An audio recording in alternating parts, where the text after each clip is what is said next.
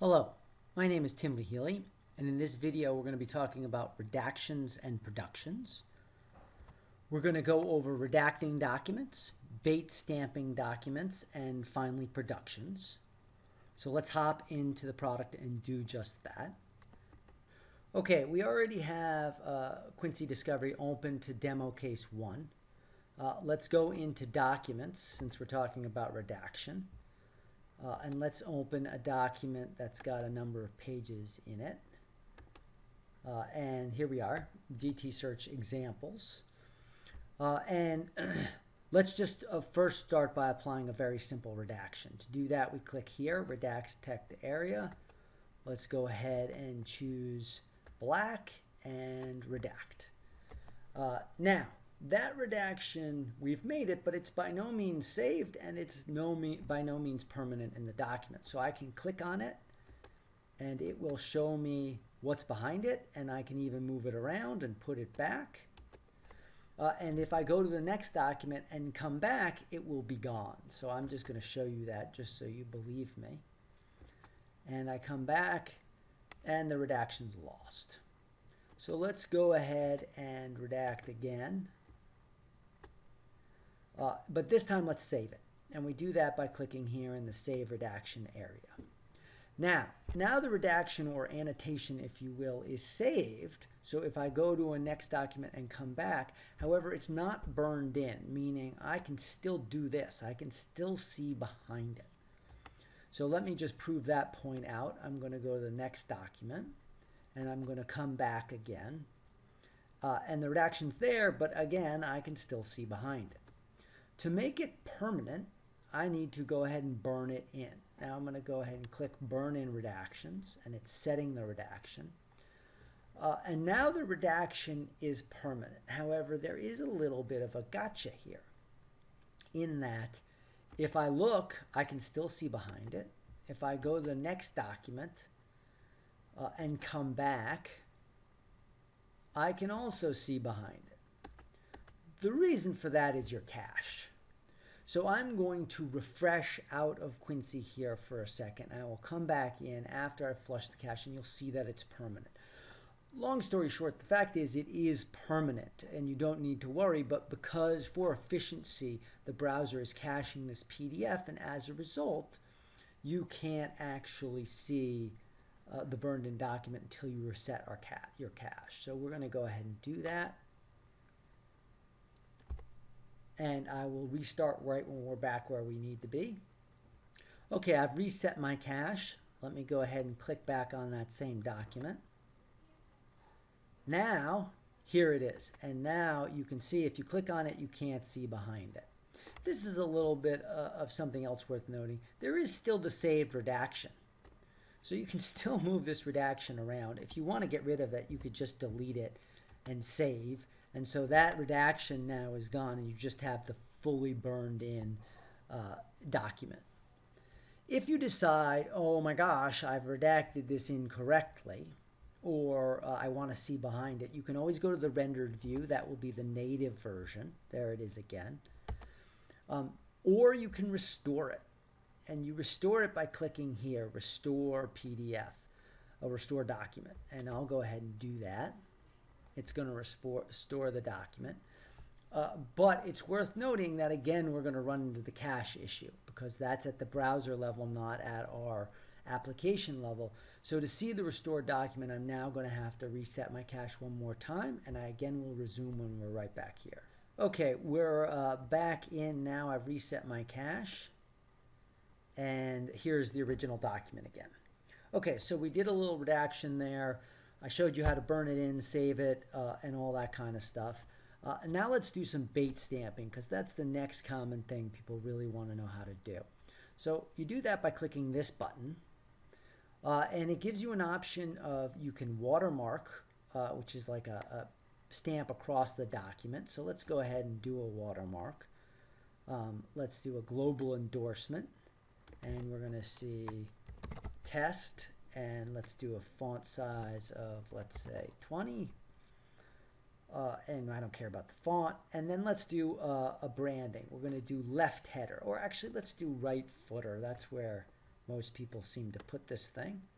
Right footer, and the type we're going to do is a Bates, and the prefix is going to be ABC, and the start number is 1, and the padding is 6, and we'll do font size of 12. All right, so we're going to get a global endorsement, and we're going to get a nice branding in the right footer. So let's go ahead and save that. And the branding has started, and I'm going to go ahead and apply a redaction now also, just so we can have a redacted and global stamped and all that kind of stuff in one. Well, actually, you know what, just to keep things simple, I'm going to refresh my cache, show you the Bates stamped, and then I'll apply the redaction. So again, I will see you in a second. Okay, I reset the cache, and we've come back to the document, and you can see the giant global endorsement that we put in here, and you can see the Bates numbering, ABC 4, 3, 2, 1, with our perfect sort of 6-digit padding that we requested. All right, let's redact, and then let's put it all together into a production. All right, let's go ahead and save that. I'm going to burn that in. Now I don't even need to reset my cache because I'm going to make a production which doesn't suffer from the same caching issues. So the way I make a production is I click this button, Create Tab Production, and it asks, do I want to add it to an existing production or remove it from a production? I want to add to one, and I'm going to type in demo. If you have an existing production, you just type in the name and then go ahead and it will add it to that one. But let's save that. Adding document to production set. Since this is the first time I created that production set, it has to first make that production set label. And then we sit here and wait a little bit, a couple of thumb twiddles. And now let's go and do rendered and come back to PDF.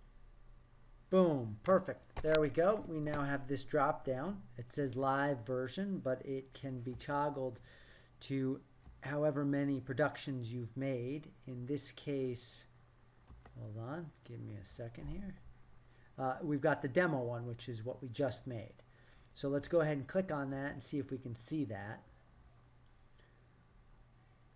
Perfect. There's our demo document.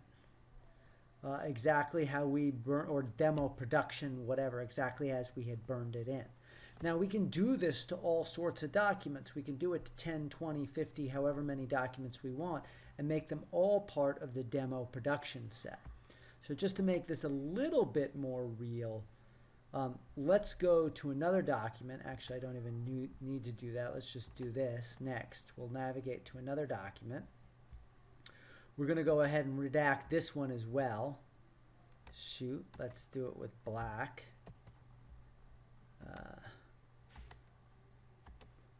Just a random redaction, obviously sort of a silly redaction. But let's go ahead and save it. And let's burn it in. Boom, boom. And then let's make it part of our production. And we can see now we have a drop down for the different productions we've got. We're going to add it to the demo one. And we're going to go ahead and click save. And it should add a little bit faster than the last one. The last one, remember, had to create the production because we had never done it before. But you can see now in our labeling, there is the production demo label. And I think if we do the same thing, go to rendered and back to PDF, we should get another drop down. So let's try that.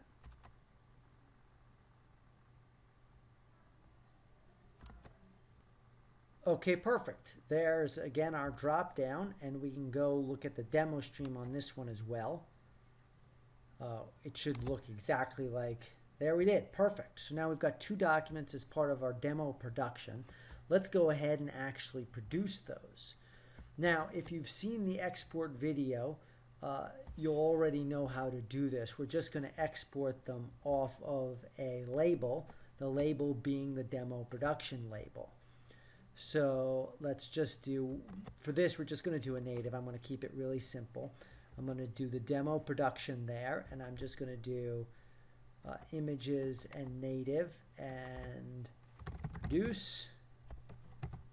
And let's go ahead and just go. And I'm not going to wait for the status update, all that kind of stuff. I'm going to pause the video and take us straight to the download. Okay, just worth noting, I've actually come to the status page just to show you it completed. It did all of its stages. Again, refer to the export video if you want to know what's going on here. But we're just going to go straight to download. We're going to refresh, and we called it produce, and we're downloading that. And show in folder, I'm going to grab this. I'm going to try to copy it. I want to put it on my desktop. Sorry, let me get all these docs out of the way. Make a new folder so we can keep track of this. Paste it. And then unzip it. Extract here.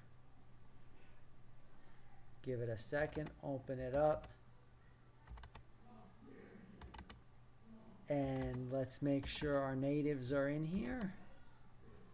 Those are the two natives we expected, but more importantly, let's make sure our properly redacted images are in here. Boom, perfect.